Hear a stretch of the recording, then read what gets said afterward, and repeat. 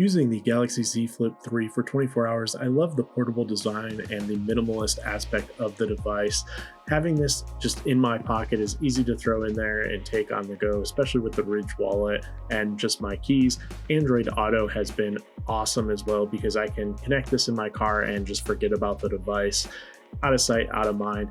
Speaking of sight, the screen now is incredibly bright. I love the build of the Z Flip 3 in comparison to previous devices. Also, the dual speakers now sound incredible. Even though they're super minimal there, they sound incredible on the device. Being able to close it on calls is also awesome. The outer display has some fun animals you can add. There's like 4 or 5 animals there on the front, but it looks really nice and it's just a clean aesthetic for that larger display overall, which we'll get to that display here shortly. Speaking of that display, I do want to say notifications, having the Watch 4, the display on the outside here isn't that usable for me, but I do have to say I do appreciate the larger display, even using the Watch 4 for all of my notification management. Watching, of course, content is awesome on this device. You can have it in that flip mode there. You can have access to comments and everything on YouTube. It looks really nice.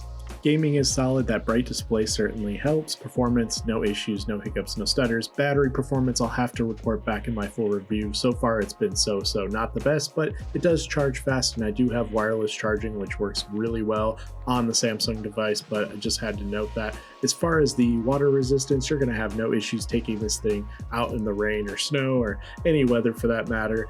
I have to say it holds up really well. I had no issues dunking this in some water for a bit. As you can see, the device got pretty wet in the test here.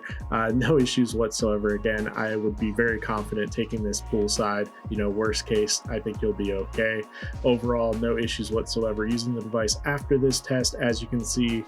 And the nice thing is Samsung does give you a little bit of a warning as well, so that way you know not to plug your device in right away. I'll pop that warning up here so you can see, so that way you get all the moisture out before you just go ahead and charge it. But overall, held up nicely. Here's a few photos I took on the device. Stay tuned for the full review though for more detailed photos. As you can see, selfie photos as well. They turned out pretty decent. Pretty impressed overall with the Flip 3 in just 24 hours, but stay tuned for my next video on the Fold 3. Really excited for that. Thank you, take care, and stay safe.